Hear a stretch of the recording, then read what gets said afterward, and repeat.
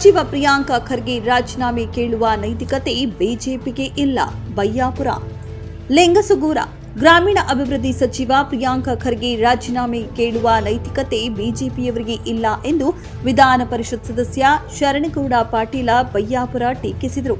ಅವರು ಪತ್ರಿಕೆಯೊಂದಿಗೆ ಮಾತನಾಡುತ್ತಾ ವಿಧಾನ ಪರಿಷತ್ ವಿರೋಧ ಪಕ್ಷದ ನಾಯಕ ಛಲವಾದಿ ನಾರಾಯಣಸ್ವಾಮಿ ಪ್ರಿಯಾಂಕ ಖರ್ಗೆ ವಿರುದ್ಧ ಅನಗತ್ಯ ಹೇಳಿಕೆ ಹಾಗೂ ಅಪಪ್ರಚಾರ ಮಾಡುತ್ತಿರುವುದು ಬಿಜೆಪಿಯವರಿಗೆ ಎಲ್ಲಿಯೂ ಘಟನೆ ಜರುಗಿದ್ರೂ ಸಚಿವರ ರಾಜೀನಾಮೆ ಕೇಳುವುದು ಫ್ಯಾಷನ್ ಆಗಿದೆ. ಕೇಂದ್ರ ಗೃಹ ಸಚಿವ ಅಮಿತ್ ಶಾ ಅಂಬೇಡ್ಕರ್ ಬಗ್ಗೆ ಅವಹೇಳನಕಾರಿ ಹೇಳಿಕೆ ನೀಡಿದಾಗ ಹಾಗೂ ವಿಧಾನ ಪರಿಷತ್ನಲ್ಲಿ ಸಿಟಿ ರವಿ ಸಚಿವೆ ವಿರುದ್ಧ ಅವಾಚ್ಯ ಶಬ್ದ ಬಳಸಿದಾಗ ಮತ್ತು ಆರ್ಆರ್ ನಗರದ ಶಾಸಕ ಮುನಿರತ್ನ ಪ್ರಕರಣದ ಬಗ್ಗೆ ಛಲವಾದಿ ನಾರಾಯಣಸ್ವಾಮಿ ಒಮ್ಮೆಯೂ ಚಾಕಾರ ಎತ್ತದೆ ಖರ್ಗೆ ರಾಜೀನಾಮೆ ಕೇಳುತ್ತಿರುವುದು ಯಾವ ಕಾರಣಕ್ಕೆ?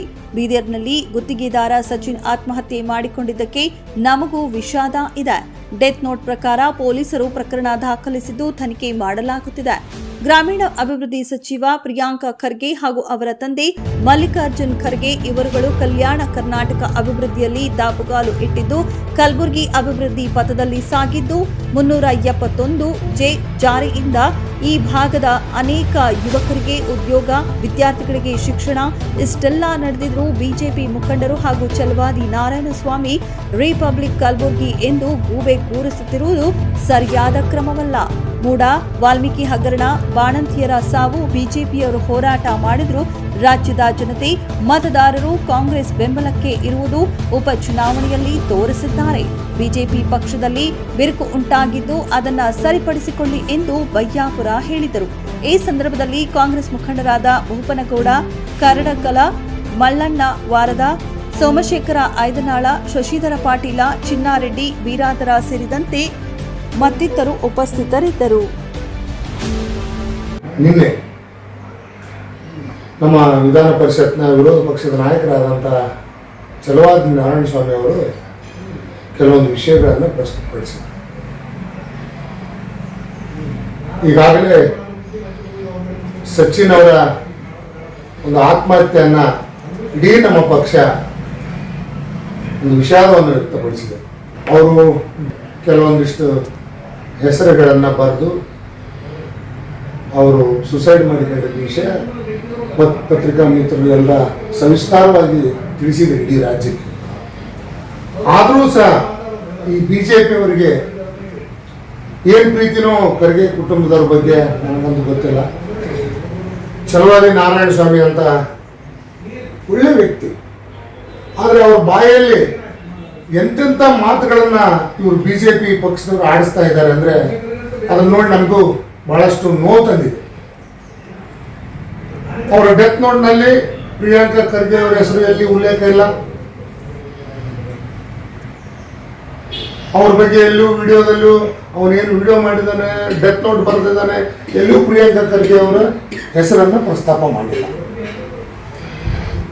ಯಾರೋ ಬೇರೆಯವರು ಒಂದು 4-5 ಜನರ ಹೆಸರು ಬಂದು ಬರೆದಿದ್ದಾನೆ.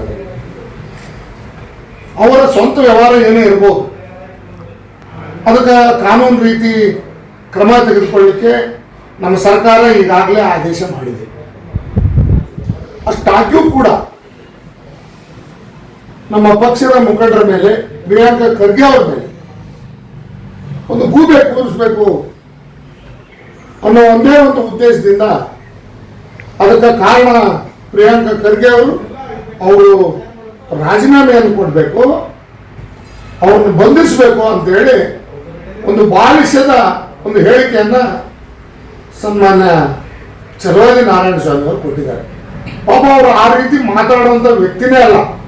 ಯಾಕಂದ್ರೆ ಏನಾಗಿದೆ, ಈ ಕಾಂಗ್ರೆಸ್ ಪಕ್ಷ ಬಿಟ್ಟು ಬಿಜೆಪಿಗೆ ಹೋದ್ಮೇಲೆ ಅವ್ರಿಗೊಂದು ಸ್ಥಾನಮಾನ ಸಿಕ್ತು. ಅಲ್ಲಿ